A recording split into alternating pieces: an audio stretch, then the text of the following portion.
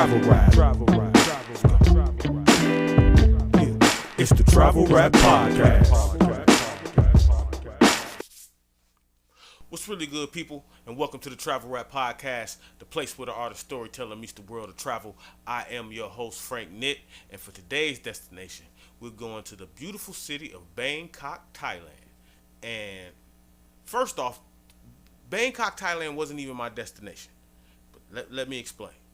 So I'm flying from Amsterdam to Myanmar, and I have a couple of shows in Myanmar that I'm going to do. And to get to Myanmar, I have to fly from Amsterdam into Bangkok, Thailand, and then I'm just supposed to change the flight.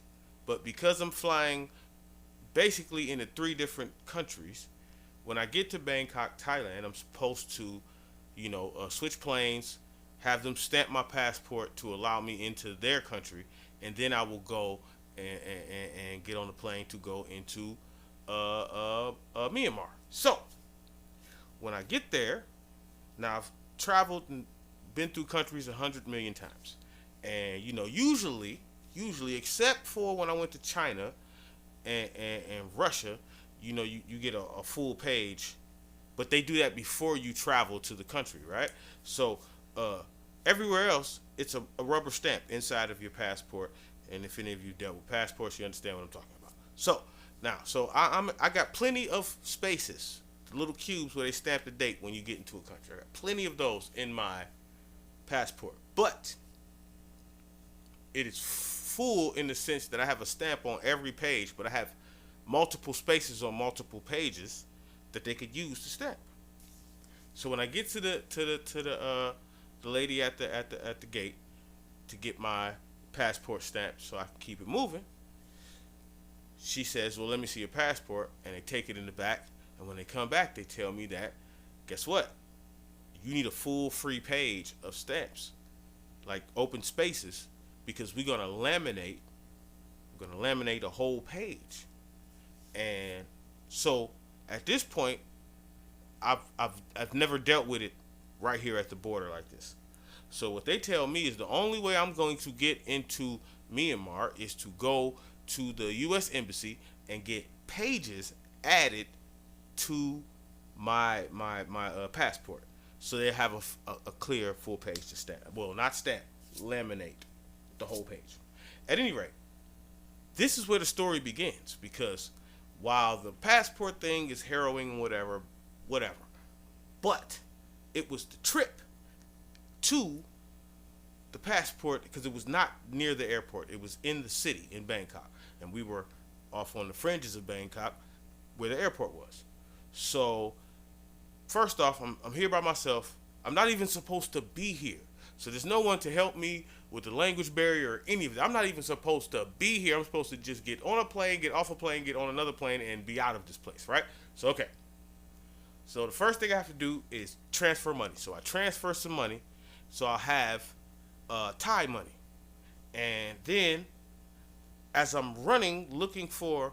Now, they have some English signs to get you to, the common areas, the cab stand, the different gates and things, but, no real directions, just kind of arrows, right?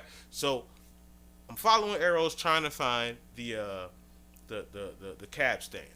And as I get closer and closer, I begin to ask, workers in the thing, you speak English? Do you speak English? No one spoke English. It was crazy. So when I get closer to the cab stand, I finally find a guy who speaks English, and I tell him what I need to do, and he takes me to this other cab guy. And it's a little bitty Toyota Corolla, and this is a theme in later podcasts. You'll hear again about a Toyota Corolla. It's crazy. Asia and Corollas got a thing. Well, I guess it's Toyota, but at any rate, so they got a little red Corolla. So we hop in the Corolla. He knows the plan, and he says, "Okay, I'm gonna get you there." And when he says, "I'm gonna get you there," this man was dead serious. I was the Black Tony Jaa in an action movie. We were doing 300 miles an hour. And don't ask me how we did that in the Corolla, but we were. And we were going down the freeway, and he was dipping in and out of traffic, and there were no police. It was just like a movie scene. There were no police, and we were just illegal. We were illegal doing 100 miles an hour. So we speed down, and we get to the city, right? And we get out, and he says, "Okay, I'm going to wait on you." So I tell him I'm gonna pay you to wait. So he leaves the meter running. And we'll get back to this later in the story, but he leaves the meter running. So I run into the U.S. Embassy. Now, mind you, the embassy is getting ready to close. It's a part that I skipped to tell you. The embassy is closing. I think it was like 3 o'clock, and I got there right around 2:15, 2:30, right? So I run in. They know I'm coming because the promoter, shout out to the promoter Nikki in Myanmar, called the U.S. Embassy and warned them that it would be an American running in trying to get some pay. So they knew I was coming. So they skipped me through the line, run me through security, get me to the back, take my passport, and say, okay, we're going to put some pages in here, and you can go pay for it. So when I go to pay for it, I have U.S. money. I'm going to the U.S. Embassy. They tell me, we can't take your U.S. money. Oh, I just transferred this money at the airport. So they say, you have to get Thai money. So, okay, bet. So they say it's a bank across the street. All you gotta do is go out the bank and go directly across the street. Go out the embassy, go directly across the street, and there's a bank, right? So I run outside. Now I'm trying to do this before they close, and also trying to get back to catch my flight. So I run out, and it's like, I don't know. It's like a parade, but it's regular traffic. Every lane is completely full. There's an island in the middle. So I weave between cars, get to the island, go to step into the next part of the week. Everybody's standing still. It's not like traffic is moving by. So I walk, and I swear to you, as soon as one more step, and Frank would not be here. I might have been here, but I would have been disfigured because his whole mirror would have took my face off, because I almost got hit by one of those little half trucks that they have in Asia, where it's like maybe 6 foot long and the front cab is like 3 feet, a little bitty thing, right? No, this dude was hauling Thai something in there really quickly, and if I hadn't looked that way, again, Frank would be here, but it would be without a face. I would be talking to you without a face right now. So, at any rate, almost got hit by a car. Frown. I let it go by. I wiggle in. Go to the bank. I run in the bank, and no one wants to talk to me. I'm in the bank. No one wants to talk to me. Clock's ticking. Ding, dong, ding, dong. No one. So I had to reach deep into my Detroit bag. Excuse me, is what I had to do, right? I had to pull out a whole Martin thing. Look, excuse me. And then somebody came and talked to me because, by nature, Asians are non-confrontational in that sense. So they don't like ruckus, right? So I made a ruckus. So anyway, they come, they help me. Okay, we'll help you. We'll transfer the money. So transfer the money. I run back across the street. Don't thank the Lord I don't get hit by any cars or even come close to my face being ripped off. So, run in here, and I know I'm moving fast, but the urgency of the story makes me do so. So I run in here, and they have my pages, and I pay. I get back in the car, and it's back to Tony Jaa. I am Tony Jaa minus the kung fu moves because I'm in the backseat of a car. But we are flying. It is a high-speed action movie chase without the police through the streets of Bangkok. So we're going, and he get me back to the airport. Now, this should be the end of the story, but there's a whole other layer to this, because guess what? When I get there, all of a sudden my driver goes rogue and tells me he wants to charge me like an extra $100 on. Now, mind you, he drove me there, waited, whatever, and I told him just leave the meter running, and I was gonna pay him and give him a little extra. But he wanted me to pay him what's on the meter plus another fee plus the extra. And because I'm the American, I don't know what it was, but he thought he was gonna get over on me, right? So and we arguing as we're driving in the airport. I'm like, man, I'm not paying. I'm paying what's on there right now. You done blew your tip. I'm paying what's right there, and you get to charge me like you charge everybody else. But that's it, right? So we driving.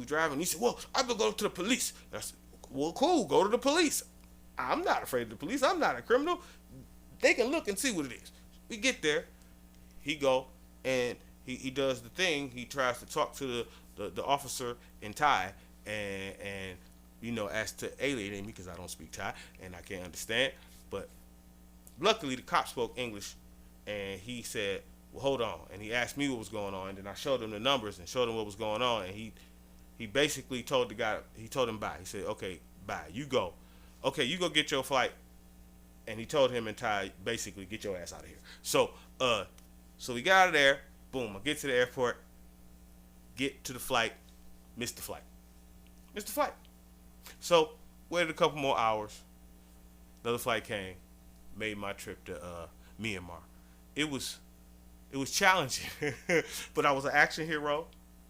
And, shout out to the people at the U.S. Embassy that took care of me. And, so people, when you go in places, check where you going and how they, when you going into a new country and you got to use your passport, make sure you check on how they do their stamps, because most places that I've been to, they just bink. I've been through Abu Dhabi, they just bink. That's it. Let you keep going. Not there. They put a page in your joint. I still have the page. Travel Rap Podcast. I'm your host, Frank Nitt. I'll catch y'all next time, man. Peace. Yeah. Travel rap. Skip. You go. Travel rap. Yeah. Travel rap. Yeah. It's the Travel Rap Podcast.